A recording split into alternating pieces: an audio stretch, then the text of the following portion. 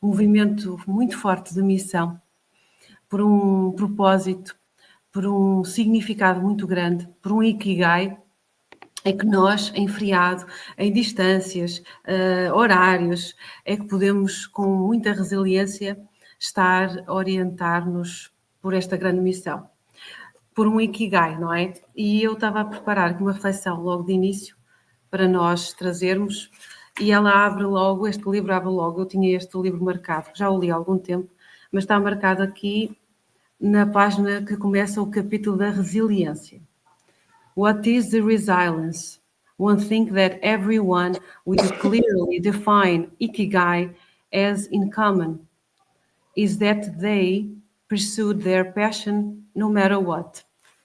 Então a resiliência realmente é mesmo para quem tem um grande sentido de missão e esse grande sentido de missão e essa resiliência só é possível se nós tivermos uma grande missão e um grande ikigai, não é? Nós estamos a começar esta trajetória que é uma trajetória com muita polémica, com muito para se lutar, muito caminho para se desbravar, e eu tenho recebido algumas mensagens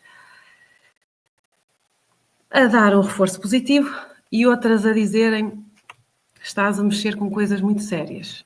E sim, é preciso mexer com as coisas sérias e é preciso posicionarmos-nos.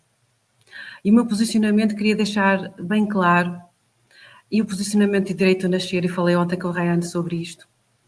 O meu posicionamento, apesar de ser enfermeira de obstetrícia em Portugal, não se revê na minha ordem a aliar-se a outras ordens da saúde para rebaterem a lei que foi finalmente reconhecida, finalmente avançada e que irá trazer a verdade sobre estas questões do nascimento e das práticas do nascimento. E, portanto, a nossa posição é ao lado da lei e ao lado das mulheres e ao lado dos nascimentos fisiológicos e dos nascimentos que comprovadamente sabemos trazem melhor saúde, melhores resultados de saúde para as pessoas. E seguramente o trajeto será ajudar os que vêm nascer e que vêm para este mundo, ajudar os casais que estão a ter filhos agora, mas ajudar aqueles que ficaram traumatizados por experiências que não deviam ter sido sujeitas, não é? Ou sujeitos. E eu não sei se a Rayane também quer dizer alguma coisa, porque aqui em Portugal isto está a ser um levantar de muita agitação. Eu não sei como é que está a ser a realidade aí. Aqui no Brasil, nós não temos ainda uma legislação a nível federal, né, que seja instituída para todo o país. Como ainda não houve esse movimento por uma lei federal, os estados e municípios têm agido na criação de legislações nesse sentido. Aqui no Brasil, por exemplo, onde eu estou agora, né, aqui em Natal, existe uma lei acerca da violência obstétrica, criada dentro da municipalidade. Então, o município, né, teve esse movimento legislativo para criar essa lei. Então, e como é que a gente faz, Rayane, com as ações dessa natureza? Normalmente, nós nos utilizamos dos tratados que o Brasil é signatário, né, que trazem essa necessidade e esse dever de fazer do momento do parto um momento em que a mulher seja tratada com dignidade, em que esse bebê seja tratado com dignidade, com respeito. Então, os tratados que o Brasil é signatário, nós temos algumas legislações a nível federal que visam coibir essa violência, como é a lei do acompanhante, foi criada lá em 2005, mas especificamente acerca da violência obstétrica, nós temos apenas projetos de lei. Exato. que ainda não foram efetivados de modo a começar a viger, como temos aí em Portugal. Como a doutora Caroline falou na live passada, existem muitos retoques a serem feitos nessa legislação, existem, mas é um avanço, né? De todo modo, é um avanço, é algo louvável que o país já tenha se movimentado para que essa lei ela exista, né? Lógico que ela pode ser melhorada, acredito que ela vai ser melhorada, sim, mas o movimento da existência dela já é um grande passo. Exato. E nossa finalidade hoje era mesmo refletir como é que nós podemos evitar a violência obstétrica e como é que nós podemos, ou as mulheres, podem denunciar estes processos, não é? E eu sendo enfermeira desta área com um trajeto já de 18 anos e ultimamente só focada fora do ambiente hospitalar, focada em grupos, em preparação de grupos de casais para o nascimento, começou a ser importante para mim trabalhar e perceber o porquê de tanto medo, o porquê de tanta falta de confiança e o porquê das mulheres terem medo, mas ao mesmo tempo estarem à procura de uma forma de viverem os partos de forma mais digna e mais delas e dos bebés delas, não é? E então é muito bom quando nós, mesmo quando sentimos que num local onde trabalhamos o que fazemos parece que traz uma ajuda, mas não traz tudo e não traz a nossa realização pessoal, e depois de fazer um trajeto também de desenvolvimento pessoal que continuo, não é? Eu tinha que encontrar uma maneira de trazer o que eu tinha dentro de mim e felizmente encontrei-vos, não é? Encontrei pessoas com a mesmo sentido de missão e tenho a certeza que se vão juntar mais no futuro.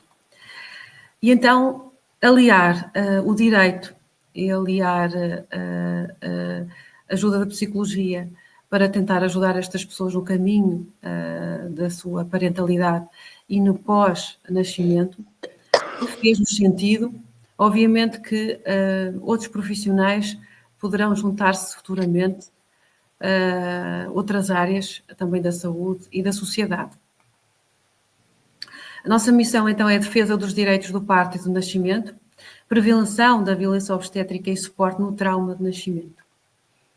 Então, a violência obstétrica, segundo esta legislação lançada recentemente, e uma que vem revisar esta mais antiga de 2014, já confere que a violência obstétrica é uma ação física e verbal exercida pelos profissionais de saúde sobre o corpo e os procedimentos na área reprodutiva das mulheres ou de outras pessoas gestantes que se expressa num tratamento desumanizado, num abuso da medicalização ou na patologização dos processos naturais, desrespeitando o regime de proteção na pré-conceição, na procriação medicamente assistida, na gravidez, no parto e no nascimento e no puerpério.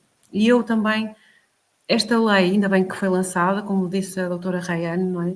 Já é um passo muito grande, mas falta aqui uma parte da vida das mulheres que tem sido no nosso país descurada, que é a menopausa. E se realmente esta lei é contra a violência obstétrica, a violência reprodutiva, não é? Também deveria ter aqui um reconhecimento dessa zona da vida do ciclo feminino, que é na menopausa, que tem estado muito esquecida e muito por trabalhar. O panorama, e depois pedi aqui a ajuda a seguir à doutora Rayane, porque o panorama, encontrei mais dados em Portugal, o panorama em termos da violência obstétrica, os números são de taxas de episiotomias de 72,9% nos partos vaginais e a segunda média mais elevada dos países europeus. A manobra de Christeller, que acontece em 49% das mulheres, também acima da média europeia, que ainda está muito elevada, que é de 41%. Mas interessante, neste inquérito, e estes valores são de um inquérito de 2020 a 2021, porque não existe uma avaliação da qualidade das instituições de saúde, e uma das coisas que esta comissão pode trazer é isto, avaliação e da qualidade, e sabermos que o Hospital X tem esta e esta e esta ocorrência, não é? O que tem sido feito são inquéritos esporádicos. Este são resultados de um inquérito feito de 2001 a 2021 pela Unidade de Saúde Pública do Porto. E interessante, e já diz muito, um resultado de 63% destas inquiridas mostra que as intervenções feitas no parto instrumentalizado ou instrumentado, e a decisão até por um parto instrumentado, foi feita sem consentimento. Portanto, isto é bastante impactante. 20% também, em estudos que encontrei, das mulheres ficam com incontinência urinária no pós-parto. Tudo isso tem a ver com manobras que nós falamos, manobra Christeller, processos de período expulsivo, ou seja, período a seguir à dilatação completa até o nascimento do bebê, é o período expulsivo muito arrastado, e com muitas manobras, não é? E com posicionamentos que não ajudam no melhor desenvolvimento desta fase de parto. A tendência para usar sempre as mesmas posições para parir, por exemplo, não é? 31,2% são as taxas de cesariana no SNS e 64,8% no privado. Isto dados de 2002-2023 da entidade reguladora da saúde. E fui buscar algumas coisas do Brasil, Rayane, eu acho que está a ver, não está? Sim, sim. E eu encontrei estes resultados e espero que estejam atualizados, e queria trazer mais coisas, mas se calhar não vi no sítio certo. 55% dos partos são cesarianas. E depois achei isto interessante aqui, em que no sudoeste brasileiro temos 43,22%. Olá! Olá! Temos a companhia de um... Tem um pequenininho aqui perguntando cadê o papai. Está-nos a dar suporte. Mas vamos lá. Esse panorama que você trouxe, trazendo, inclusive, o conceito, né, de violência obstétrica que está trazido aí na legislação de Portugal, foi uma das coisas que a doutora Carolina, inclusive, chamou a atenção na live passada, que é uma legislação que tem a avançar, sobretudo, nesse conceito, porque nós sabemos que a violência obstétrica ela se manifesta de forma física, verbal, moral, psicológica e sexual, pelo menos, né? A OMS, na verdade, ela traz 7 classificações da violência obstétrica. E é uma legislação que trouxe apenas a questão física e verbal. E um dos maiores impactos da violência obstétrica é esse que a gente tem trazido aqui, né, para a nossa equipe, é a importância desse cuidado da saúde mental materna, porque esse trauma, né, de nascimento, como você tem trazido, Marisa, isso muitas vezes paralisa as mulheres naquele momento ali, pelas experiências que elas viveram, essas experiências traumáticas em razão de uma violência. E é uma violência que se manifesta de várias formas, não só como a legislação trouxe por hora, mas ela se manifesta em todos esses campos, físico, verbal, moral, psicológico, e ela deixa essas feridas no ser, na mente da mulher, muitas vezes por muito tempo.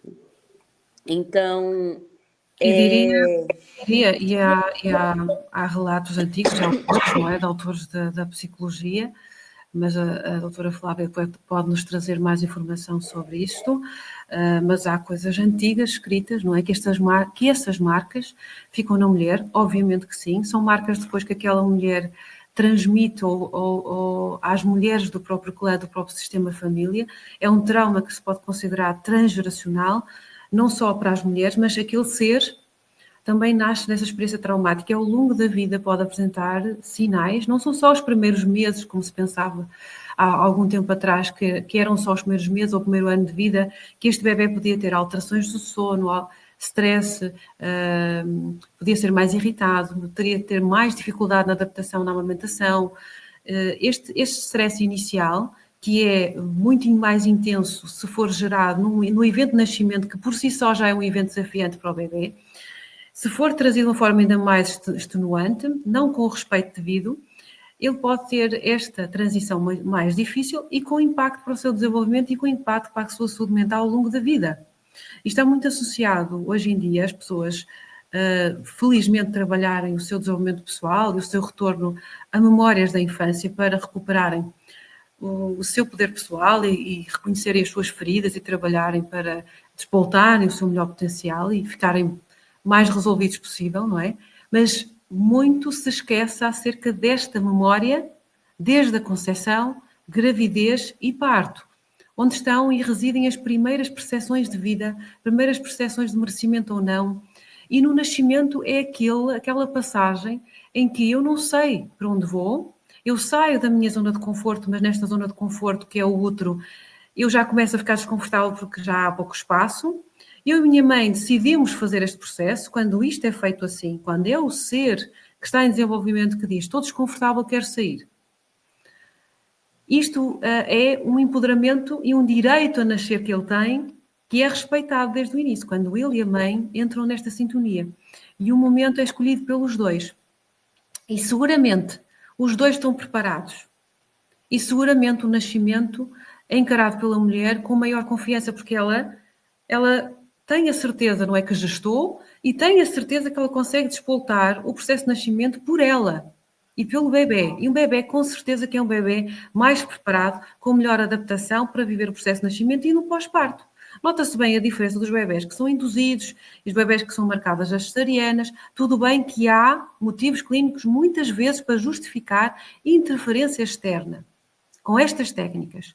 Mas o que nós sabemos são que as induções, e eu não encontrei valores para isto, mas eu tenho a certeza, arrisco-me a falar em valores nos 80%, 90% em Portugal, de partos induzidos. Partos induzidos, sem se esperar, sem trabalhar com as mulheres, as competências para elas próprias e os bebés desencadearem o processo naturalmente. Quando essa é a melhor via, é a via logo de iniciar da melhor forma, é a via que transmite a maior confiança ao bebê e à mãe, é a via em que eles dois estão preparados e é logo a via em que nós não vamos começar por interferir exageradamente, como dizia aquela definição de violência obstétrica, com intervenções desnecessárias. Portanto, Exatamente. a violência obstétrica é decidir uma indução sem motivo forte, sem motivo clínico forte. E, portanto, as mulheres logo de início têm que, na fase gravídica, gravidez, saberem as competências que têm até para induzirem o parto, conhecerem como é que o corpo delas se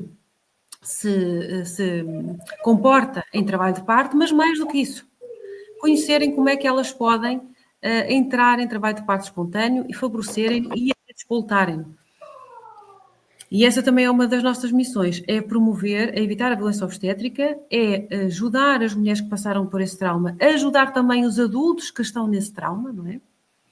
E algumas de nós aqui estão neste grupo porque têm também motivos pessoais. Se alguma delas quiser um dia dizer, algumas de vocês estão neste grupo não só porque é uma matéria que vocês trabalham profissionalmente, mas por motivos pessoais também. Mas voltando aqui, há uma disparidade aqui entre o sudoeste e o nordeste, e isto aí, aqui já é uma desigualdade, não é? Do tratamento destas mulheres no Brasil, não é? Uma taxa de cesarianas. 43... É que o Brasil tem esse tamanho continental, né? Então, de região para região, nós vamos ter muitas diferenças e não é diferente quando a gente fala desses números também. E aqui no Brasil, inclusive, vai ser necessário, e já está se fazendo uma renovação, né, de pesquisas nesse campo, porque nós temos uma pesquisa que foi feita em 2012, né? Um compêndio, né, juntando ali os anos mais que a gente teve a publicação em 2012 de alguns dados, né, acerca da violência obstétrica, estimando-se que 1 a cada 4 mulheres sofreu violência obstétrica Antes, durante ou depois do parto aqui no Brasil. É um número já bem alarmante, É mas alarmante, nós é, bem é, alarmante. é alarmante, mas é baseado na percepção delas. E a percepção provavelmente é bem maior. A percepção é menor, Exatamente, aliás, o resultado seria bem maior quanto mais as mulheres estejam conscientes do que é um apoio para o parto delas ser da melhor forma e fisiológica e um outro apoio que ainda é aceito como a normalidade e que já tem muita atividade e intervenção que já é violência obstétrica. exatamente. Então, Já nós são assim. acreditamos que esse número realmente seja muito maior, porque o número de mulheres que sequer quer falar nesse tema, Uhum, por lhe ser muito exatamente. delicado, é enorme, né? Eu mesmo tenho amigas próximas que não compartilham do que elas vivenciaram ali, a não ser de uma maneira íntima mesmo comigo como Uhum, amiga. uhum. Elas dizem que só de falar já dá vontade de chorar, já dói. Então, muitas mulheres estão nesse lugar ainda de muita dor para poder compartilhar ou denunciar que sofreram algum tipo de violência. Daí o apoio psicológico, não é? Para também não é só empoderar para o nascimento, é empoderá-los e ajudá-los no pós-nascimento quando isto acontece. Porque parece que há, depois do nascimento, uma espécie de vácuo. As mulheres ficam sozinhas a lidar com o que viveram no parto, a lidar com o ser e a fazerem o melhor que podem, e a recalcarem às vezes estes traumas que viveram nos partos e quando é que eles despoltam e surgem novamente? Quando estão novamente grávidas, quando quando se está a aproximar o nascimento deste novo filho e começam a ter ataques de pânico. Eu tenho mulheres que durante a preparação para o parto, elas dizem que estão a ter ataques de pânico ultimamente. E às vezes não viveram sequer um nascimento antes feito pelo corpo delas, mas é resultado até do trauma do nascimento delas. E quem fala delas também fala do marido, do companheiro, do acompanhante ou da acompanhante que também nasceu, não é? A OMS, então, depois de nós apresentarmos aqueles resultados anteriores de muitas episiotomias, etc., a OMS recomenda o não uso da episiotomia por rotina, a não aplicação da pressão no fundo uterino com o objetivo de facilitar e acelerar o período expulsivo, que é a manobra de Christeller, porque às vezes as senhoras não sabem qual é o nome desta manobra, mas sabem o que é a atitude, não é? A atitude de fazer pressão no fundo uterino para acelerar. E isto causa impacto no pavimento pélvico, claro que no bebê, mas no pavimento pélvico destas mulheres são partos cuja atitude desta violência pode provocar um pavimento pélvico com danos irreversíveis. Não é só o rasgar o períneo. Nós podemos ter afecções no nervo pudendo, diminuindo a sensibilidade no pavimento pélvico mais profundo e aumentando o risco de prolapsos uterinos, por exemplo. E ninguém fala muito nisto, a não ser o pessoal da fisioterapia, que também precisa ser trazido para este debate e para este grupo e para estes grupos, porque eles muitas das vezes recebem as mulheres com as consequências no corpo delas, nomeadamente no pavimento pélvico, resultantes destas manobras difíceis de resolver ou às vezes impossíveis. Portanto, às vezes nós estamos a pensar que a episiotomia é o maior problema, é um problema sim, mas estes impactos também, ao nível muscular e ao nível neurológico no pavimento pélvico, também são muito sérios. E em relação à massagem uterina, pós-nascimento do bebê e durante a dequitadura, que é a saída da placenta, também está contraindicado fazer pressão uterina, que às vezes é dolorosa, e que não é justificável se a mulher tiver uma administração de ocitocina artificial em perfusão, ou ter sido administrada intramuscular, que em alguns países ainda é, mas aqui na Europa praticamente é só por via endovenosa nesta fase. E se realmente já há ocitocina artificial nesta fase, não é necessário fazer esta manobra que é dolorosa e é violenta também. Portanto, a ocitocina artificial também é só reconhecida pela OMS e pela evidência científica emanada pela OMS como necessária apenas durante esta fase da dequitadura e da saída da placenta. Também é contraindicado fazer aspiração das secreções no bebê, no recém-nascido ou pós-nascimento, especialmente também se ele nascer de um parto saudável, calmo, em que ele tem a oportunidade de fazer, pelas contrações e pela passagem no canal de parto, ele próprio tem o quê? A limpeza do sistema digestivo, do sistema respiratório, e não há necessidade nenhuma de estar a pôr o bebê mais desconfortável, ainda a atrapalhar mais este processo inicial, porque se o mecanismo for parte fisiológica, o bebê vai nascer em condições para se adaptar muito mais facilmente.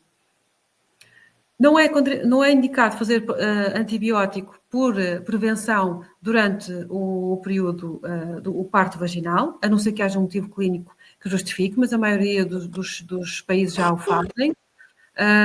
Também não é recomendado fazer antibiótico pós-episiotomia.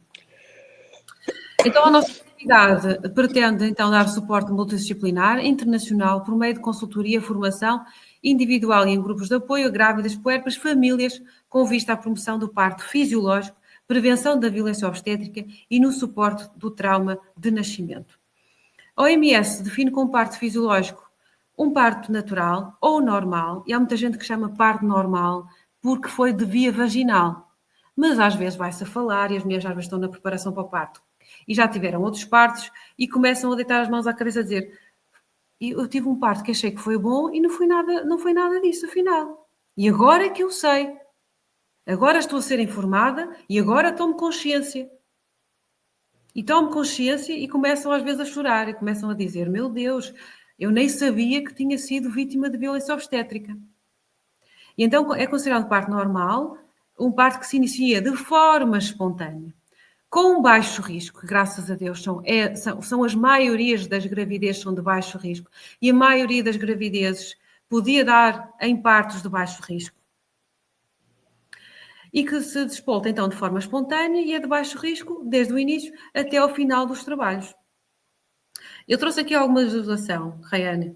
Eu não sei se aqui no Brasil eu trouxe estas, e vocês já tinham falado, lembro-me desta Lei Maria da Penha, que acho que é o tal projeto, não é? De Lei de Violência Obstétrica. Lembro vocês falarem já várias vezes as duas dela. Não sei se está mais Dentro ou menos. dessa legislação, na verdade, a Lei Maria da Penha no Brasil, ela já existe, mas ela versa sobre a violência doméstica aqui no Brasil. A legislação a nível federal realmente que nós temos até então é a lei do acompanhante, que surgiu de modo, sim, a evitar tantos episódios de violência, né? Muitas vezes a mulher entrava ali desacompanhada e ouvia piadas,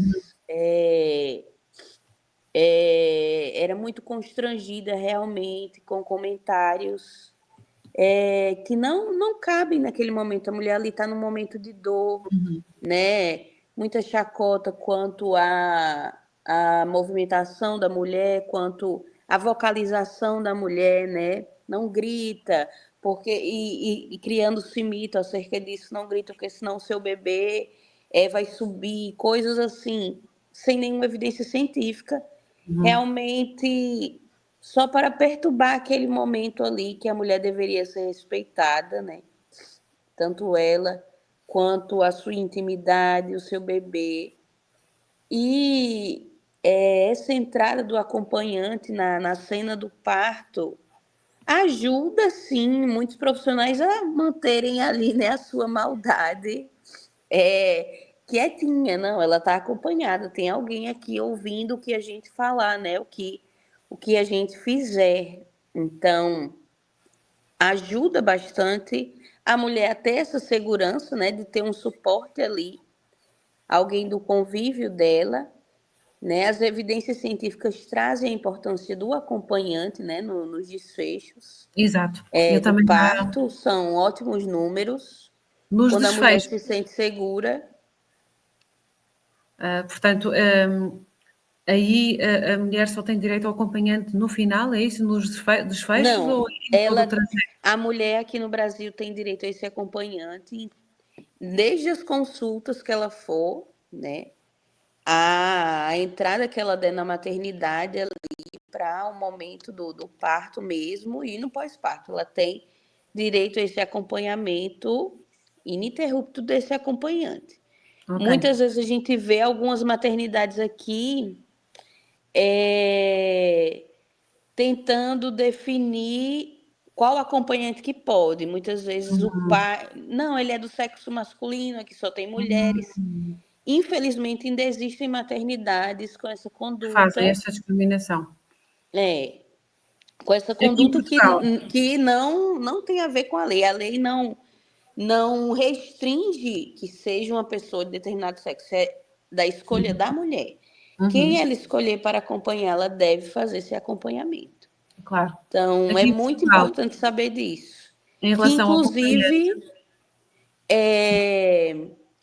restringir a entrada desse acompanhante é uma violência, né? As mulheres precisam estar atentas a isso, né? Restringir a entrada do acompanhante da confiança dela caracteriza-se também como uma violência. E como você falou, né, sobre as não recomendações aí da OMS, por que é que as mulheres têm que saber disso? Porque, como você disse, às vezes ela sofre uma violência, ela teve uma episiotomia sem necessidade, ela sofreu uma manobra de Christeller, né, que é essa pressão no fundo uterino, forçando ali a saída desse bebê. Ela sofreu tudo isso e ela nem sabia que não são recomendados mais. Né? Inclusive, a manobra de Christeller é uma manobra proscrita, com evidência científica que não ajuda a mulher. Né? Antigamente ainda se estudava qual era o benefício dessa manobra. Hoje em dia nós sabemos que não há benefícios nessa manobra. que na prática, se a mulher não estiver exausta, do processo anterior, que é o processo das fases de dilatação,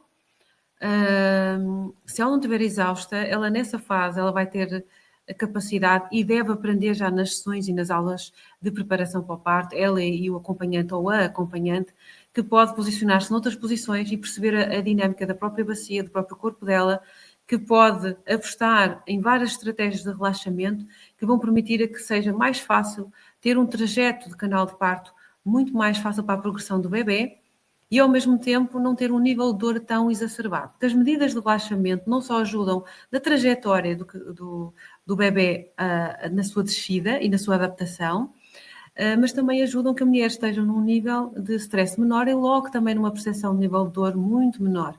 Portanto, se a mulher, e se a aposta for sempre na parte fisiológica, ou maior na parte fisiológica, que, como eu dizia há pouco, a maioria das gravidezes são de baixo risco, então a maioria dos partos também podiam ser de baixo risco e podiam ser conduzidos praticamente com a fisiologia natural.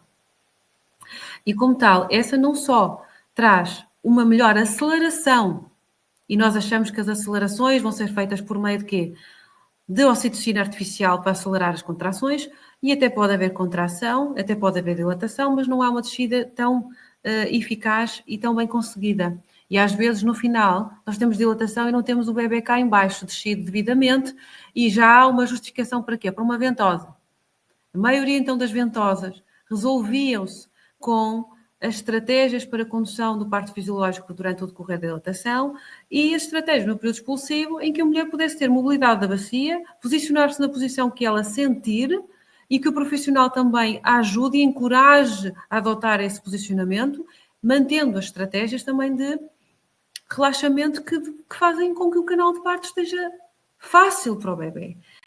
E essas são as estratégias que também evitam tensão nos tecidos do períneo e são as estratégias que evitam o quê? Lacerações mais profundas e a tendência dos profissionais é avaliar que o períneo está tenso, vamos cortar para evitar uma laceração profunda.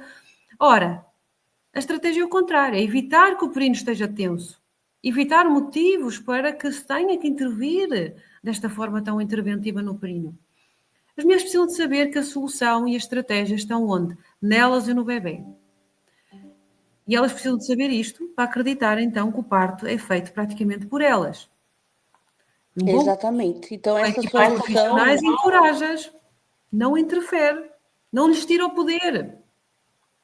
Então, solução, né, com a epísio, inclusive, é gerar uma laceração até de mais difícil recuperação. às vezes lacera ainda mais, porque se a tensão no períneo não foi resolvida, não é a episiotomia que vai evitar uma laceração mais profunda, porque às vezes até lacera ainda mais, não é? Porque se a causa é o períneo está tenso, ou está num posicionamento que gera maior tensão e a mulher não está relaxada, não só o períneo pode rasgar e haver trauma do períneo, sim, mas não é a epísio que vai evitá-lo, é a tensão no períneo que devia ter sido evitada. E também há outro fator aqui, o bebê é retido, ele quer passar, mas o períneo está tão tenso que ele tem uma resistência que está a ser oferecida pela mãe e a mãe nem sequer tem consciência que está a fazê-lo. Então é preciso aprender o quê? O posicionamento, implementar as medidas de relaxamento do períneo, respirar de forma adequada nesse período e, muito importante também, não é? A mulher ter os profissionais e o acompanhante ou a acompanhante dela a encorajá-la a fazer este processo, porque é uma fase em que às vezes já está a mulher desgastada e ela precisa de incentivo. Não é para alguém tomar conta do processo e fazer por ela, e fazer a manobra Christeller, e fazer a ventosa, e fazer a epísio, porque a mulher não consegue. Não, é ajudá-la a acreditar até ao final e ajudá-la a ser ela também a ver a progressão a decorrer, até que pode ser com um espelho por baixo, a ver o período expulsivo a decorrer. Ela sente esse encorajamento, eu estou a fazer este processo eu e o meu bebê. Isso é muito importante, estratégias para que a mulher perceba que é ela que está a fazer isto acontecer, para que ela continue a acreditar. E o bebê que às vezes sente que está a ser retido, isto é uma experiência psicologicamente muito marcante. A minha mãe duvidou se me queria fazer nascer. E há coisas escritas por pessoas da psicologia que descrevem muita gente adulta que estudaram em consultas e que veem um padrão muito em comum, que é pessoas que não conseguem às vezes passar de uma fase para a outra, da fase da criança, já tem 40 anos, para a pessoa adulta, de assumir o seu poder pessoal, de assumir um projeto, etc., porque ficaram com essa experiência de que para eu vir ao mundo, etc., a minha mãe nem acredita que é capaz, eu também não acredito, estou com medo, eu não passo para a fase seguinte, é preciso vir alguém com uma ventosa, é preciso alguém intervir externamente para eu passar à fase seguinte. Portanto, a forma como se nasce diz muito depois da forma como nós nos vamos comportar em várias áreas da vida e não tem só a ver com a área do nascimento ou da parentalidade. Então, a mulher durante o parto e, mais ainda, que nós não dissemos há bocado, a defesa dos direitos no parto é pela mulher e é pelo ser que ainda não tem autonomia e capacidade para dar a sua opinião e para fazer um plano de parto para ele. O bebê não tem ainda capacidade para verbalizar as suas preferências. Então nós temos que pensar neste ser que nasce, no direito deste bebê nascer em calma, em harmonia e em paz. Não é? Então, quando a gente se pergunta, né, qual a principal ferramenta para evitar a ocorrência de violência obstétrica? Informação. Informação.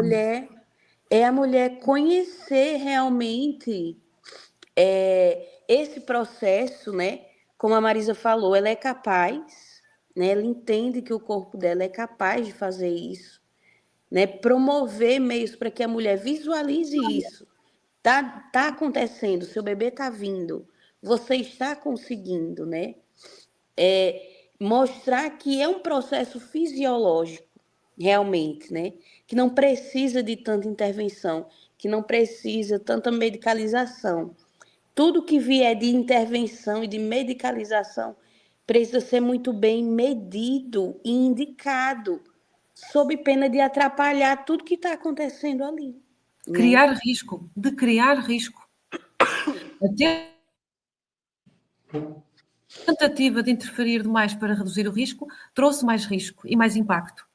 E então, como estavas a dizer, Rayane, a formação pré-natal, multidisciplinar, conhecimento sobre a fisiologia no terceiro trimestre e a preparação para a indução natural. A indução é logo começar alterando tudo isto, é começar uma cascata de intervenção. Então, quando a mulher percebe e o casal sabe como até induzir o seu parto naturalmente e tem aconselhamento especializado para poder fazê-lo ou não, porque há casos que são as tais gravidezes de risco, em que nós não podemos entrar nestes processos de indução natural. Mas a maioria não são de risco e a maioria vai por induções artificiais sem saber que podia ser a partir das soluções que já têm no corpo delas e dos bebés que podia ser despoltado este processo. Conhecer também os processos no parto, saber e treinar estratégias para potenciar as competências maternas em trabalho de parto, não é? Depois, preparação cognitiva, emocional e psicológica da mulher e do casal. O homem também nasceu. O homem pode ter nascido um parto traumático. e ele também está cheio de medo, e a mulher sente isso, e depois andam ali os dois num rolo de medo, não é? E o bebê também. Então é preciso trabalhar em casal. E para o nascimento e o treino de técnicas, controle emocional, respiratório e de relaxamento.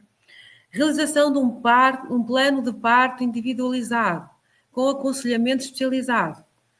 E às vezes, na tentativa das mulheres, às vezes, levarem um plano de parto, às vezes levam um plano de parto que não teve aconselhamento. Também é importante saber que eu posso usar o meu poder, eu posso usar as minhas estratégias e levar um plano de parto, mas eu também tenho que ter um aconselhamento antes para o fazer como deve ser. Exatamente. Então, a informação vem primeiro para que a mulher faça escolhas conscientes. Eu não tenho como consentir ou não, porque o consentimento é algo muito importante que muitas vezes, dentro da conduta médica, é desconsiderado. O médico já chega fazendo a episiotomia, o médico já chega fazendo essa manobra, antes sequer existe consentimento. Mas, falando-se de um cenário de respeito, onde vai se ter o consentimento dessas mulheres, ela vai participar ali do processo dela, ela só pode consentir daquilo que ela sabe, daquilo que ela entende. Como a Marisa disse, por mais que ela não saiba o termo técnico, manobra de Christeller, que ela não vá associar esse nome, ela precisa saber que manobra é essa, né? É uma manobra que empurra ali a sua barriga para forçar a saída de um bebê. É episiotomia. Mesmo que ela não saiba o nome técnico, ela pode saber que é um corte feito ali na região do períneo para alargar essa saída e pode se configurar, né, uma intervenção desnecessária, e normalmente né, e causar até mais dano do que ela deveria se propor a ajudar, normalmente não ajuda. Então, assim, a mulher saber, né, ter esse conhecimento, essa informação, vai ser o primeiro passo até para a construção do plano de parto, né? Eu não tenho como construir um plano de parto se eu não estou inteirada, né, sobre as recomendações, sobre o que não é recomendado. Então, essa formação pré-natal ela é essencial para que a mulher escolha com responsabilidade, escolha com consciência do que ela está fazendo ali. É um plano de parto e é muito importante trazer essa autonomia da mulher, porque é o plano do parto dela, não é o parto do médico, não é o parto da enfermeira, é o parto dela que só vai acontecer. É um momento único, não tem repetição, não volta. Não Então, volta e aquela mulher até pode ter mais filhos e ter mais partos, mas aquele bebê não vai ter mais nenhum nascimento. exatamente, não vai ter outro, não tem outro momento para repetir aquilo que não foi como se planejava, ou se esperava, ou se sonhava. Então, é aquele momento que se tem e é necessário, então, que a mulher esteja ali como a protagonista realmente daqueles acontecimentos, tomando ciência da fisiologia dela, sendo incentivada pela equipe que a acompanha nas suas potencialidades, né, que são muitas. Eu acredito que se mais profissionais como você despertam para a potencialidade, né, da mulher no processo aí de fazer nascer os seus filhos, o próprio trabalho de vocês vai fluir melhor, porque é um Com maior trabalho realmente de satisfação. obstar e de estar ali ao lado assistindo E da é muito melhor forma. importante nós trazermos uma coisa aqui, que é isto muda, ou este cenário vai mudar, se as mulheres souberem, e se os profissionais também estiverem na mesma linha e na mesma uniformização de práticas. E é preciso, então, criar também locais de formação do parto fisiológico, ou para relembrar, porque a formação dos enfermeiros obstetras em Portugal é segundo normas e diretrizes europeias. E a nossa prática é toda treinada e formada para trabalhar a gravidez em gravidez de baixo risco, saber detectar alterações e riscos e encaminhar para o médico obstetra, saber conduzir trabalhos de parto espontâneos e fisiológicos e também encaminhar as situações de risco e de alterações para o médico obstetra. A nossa formação e as nossas competências estão destinadas para este fim. E a maioria dos enfermeiros obstetras em Portugal não está a exercer em pleno as suas competências. E isto não é uma questão de trazer o parto para uma classe profissional e tirar a outra. Não se trata de divergências, nem protagonismos, nem egos. Trata-se de trazer o melhor resultado. E exercerem as atividades quem está mais preparado para cada fase e cada evento. Se é na doença, quem trata a doença, trata a doença. Se é no parto fisiológico, trata o enfermeiro especialista que tem formação para esta parte. E o que está a acontecer ainda é isto. Os enfermeiros obstetras não estão a assumir, em Portugal, as suas competências verdadeiramente. Porque quando estiverem, e quando não tiverem medo de assumi-las, e quando assumirem as suas competências, não se vão aliar a outras classes que têm outros interesses. O nosso lugar dos enfermeiros obstetras devia ser ao lado da verdade e da lei e ao lado das mulheres e ao lado do parto fisiológico, que é para isso que nós fomos formados. E muitos de nós, às vezes, não estamos nas salas de parto porque não aceitamos trabalhar naquelas condições, que é o meu caso. Então, vamos mudar. Vou para o lado das mulheres. Vou para o lado das mulheres, que é o lado que eu estou agora. Vou para a comunidade e faço preparação para o parto. Já estou a fazer isto há 4 anos e tenho uma comunidade de 30, 40 casais às vezes. Não é? Os pais, os maridos, às vezes não conseguem, porque o meu horário é em horário laboral e seria muito importante, como a doutora Reane está a dizer, que a mulher saiba dizer que não, mas às vezes ela está extenuada e pelo menos que haja alguém, que é o acompanhante bem informado, bem preparado, que também tenha feito este processo de formação pré-natal, para depois também saber agir de acordo com os interesses de quem? Da mulher e do filho, ou da filha ou dos filhos. Este plano de Exatamente. parto não devia ser só focado no parto, devia-se chamar plano de nascimento. Porquê? Porque o foco não é só no parto. O foco também é no bebê que nasce. Sim, sim, inclusive, né? Dentre as não recomendações, existem não recomendações para o bebê também, essa aspiração de rotina, porque normalmente com a pressão ali no canal vaginal ele já vai aspirar isso, a utilização daquele colírio de prata também, que antigamente era utilizado indiscriminadamente. Então, assim, existem condutas também para o neonato, recomendações que não são baseadas em achismo, é evidência científica. Nós temos hoje, muitas vezes, profissionais agindo mais dentro de ritos que eles foram treinados há muito tempo atrás, do que conforme a melhor evidência científica, né, que mostra o que é benéfico e o que não é. Então, é necessário esse movimento também dos profissionais para que eles evitem terem uma conduta violenta, né? É necessário que os profissionais se interem também do assunto. Falar de nascimento, como a gente tem dito aqui, não é só para a mulher, é para todo mundo, porque todos nasceram, né? Aquele pai ali que está acompanhando, ele nasceu, né? E como foi aquela experiência do nascimento? Ele está ali não é só para acompanhar aquela mulher assistindo aquele momento, é para fazer valer os direitos dela num momento de vulnerabilidade que talvez ela não possa fazer valer os seus direitos e do seu bebê. Então, E depois do nascimento, Reane? é Como muito é que as mulheres podem...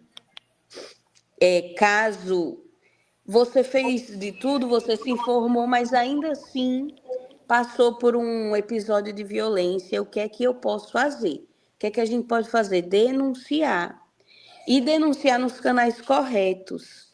E é algo que eu sempre destaco muito quando eu converso, né, com as famílias, que hoje em dia a gente está no Instagram e tudo a gente coloca no Instagram, né?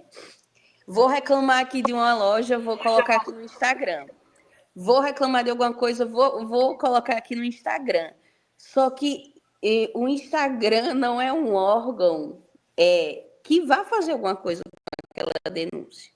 Vai se causar ali aquela empatia do momento com o público, mas ações efetivas para reprimir a violência a gente não vai ter. porque é só alguém compartilhando alguma coisa no Instagram. Às vezes Então, o a gente Instagram precisa levar isso a meios oficiais. serve de canal para desabafo e por isso Exato. os casais e as mulheres neste processo têm que estar, como em muitas áreas agora também de outras coisas, têm que estar inseridos numa comunidade e numa rede de apoio, onde tenham profissionais, isto não se está a ver muito bem, onde tenham os profissionais que os possam, onde estão entre casais a viver o mesmo processo, uma comunidade que possam estar a partilhar experiências, inseguranças e medos e também possam estar, ao mesmo tempo, a ser apoiados por profissionais especializados, não é? E, por exemplo, as Exatamente. comunidades no pós-parto, para que reflexam acerca das práticas aos quais foram sujeitos e saberem os seus direitos, e em grupo nós sentimos mais empoderados, não é? Em grupo, nós, se estivermos sozinhos, só a escrever no Instagram, já desabafámos alguma coisa, já ajudou algo? Provavelmente sim, mas em grupo, em comunidade, nós conseguimos ter mais força, não é? Exatamente. No Instagram pode até se virar notícia, aquele fato que a gente está contando, outras pessoas se unam. Existe força na coletividade, a gente sabe que existe. Mas é muito importante que a gente procure órgãos que vão, de fato, fazer algo com aquela denúncia. Por exemplo, se foi um médico que cometeu esse ato, é muito importante que eu vá ao conselho que rege a profissão dele denunciá-lo. Porque o conselho precisa saber o que aquele médico está fazendo, né? E que muitas vezes não é denunciado. Então, se foi um enfermeiro aqui no Brasil, no caso do médico é o CRM, né? Os Conselhos Regionais de Medicina. Se for de enfermagem é o COREM. Então, aí em Portugal, certamente vocês também têm, né, os conselhos que Temos as regem a ordens, profissão. e temos a entidade valora da saúde. E há outra coisa importante.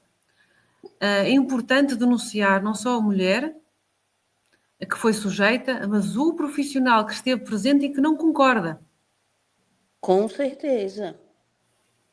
Exatamente, né? Inclusive, existe um movimento aqui no Brasil de algumas normas expedidas pelo Conselho de Enfermagem, trazendo que é vedado ao enfermeiro colaborar na realização da manobra de Christeller e ele deve anotar em prontuário quem realizou a manobra, né? Alguns conselhos já têm feito esse movimento de proteção dos profissionais também, porque é uma proteção para você, como profissional, não ser agente em uma violência. Então, é importante levar essa denúncia aos meios oficiais, conselhos de medicina, conselhos de enfermagem, ouvidoria do hospital, do plano de saúde, ouvidoria do sistema de saúde do país, aqui no Brasil é o SUS, e levar isso com São muitas, documentação. são muitas entidades, são muitos processos e é muito importante a consultoria de alguém do direito especializado nessa matéria, não é? Com certeza o advogado pode ajudar, mas de todo modo, o que a gente pode adiantar aqui como advogado leve as denúncias a esses órgãos e munido de alguma documentação. Que documentação pode me ajudar, doutora? O prontuário médico, porque lá vai ter o registro do que aconteceu ali no seu atendimento. Normalmente o prontuário vai trazer essas informações que você E vai o plano de precisar parto. O plano de parto também pode ser para trazer separadamente. prontuário, plano de parto, são documentos essenciais para munir a denúncia que você precise realizar. Então, de cara, passei por uma situação de violência, o que é que eu tenho que fazer? Se munir dos documentos, né? Pegue o seu plano de parto que você tenha construído, que porventura não tenha sido aceito no local, faça a requisição do seu prontuário, para procurar esses órgãos e realizar a denúncia. Como a Marisa falou, você pode contar com a ajuda especializada de um advogado que vai saber lhe direcionar melhor, né, a cada um desses órgãos. E seguramente neste processo de apresentar queixa, que vai ser desgastante, a mulher já estando fragilizada, vai ser necessário também o apoio psicológico. Sim, sim. Então, por mais muitas vezes a gente pense em advogado só para entrar com uma ação no campo judicial, mas muitas vezes a gente vai fazer um trabalho administrativo, que é registrando essas denúncias, e a mulher decida, por exemplo, não prosseguir com nenhuma ação indenizatória. Por exemplo, ela quer denunciar para aquele médico não atenda mais gestantes daquela forma, aquele enfermeiro, aquele técnico, enfim, aquele profissional que foi violento, não perpetrar violência com outras pessoas. Então, nós estamos aqui para isso, para difundir essa informação e ajudar na realização realmente dessas denúncias para que esse ciclo de violência ele cesse. Muito bem. Não sei se gostaria de finalizar com alguma reflexão. Gostava de finalizar aqui com uma frase de Michel Audin, não é? Que é um médico que se diferenciou pelas mensagens que trazia ao mundo sobre o nascimento fisiológico e o nascimento na água. E ele foi pioneiro, quebrou aqui algumas barreiras, mas ainda não todas, não é? É preciso juntar muitos esforços ainda, vários países, várias comunidades. Nós falamos português, temos esta história que nos uniu, pelo menos a língua. Nós temos diferenças culturais, mas temos a língua portuguesa, e que o que nós estamos a fazer aqui, vocês, mulheres daí, também precisam, e o que nós também vemos que vocês já têm desenvolvido de positivo, também é bom trazer para cá, não é?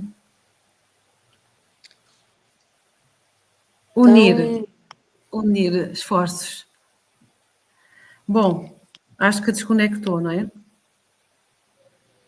Eu acredito que pelo tempo, deve ter já desconectado no Instagram.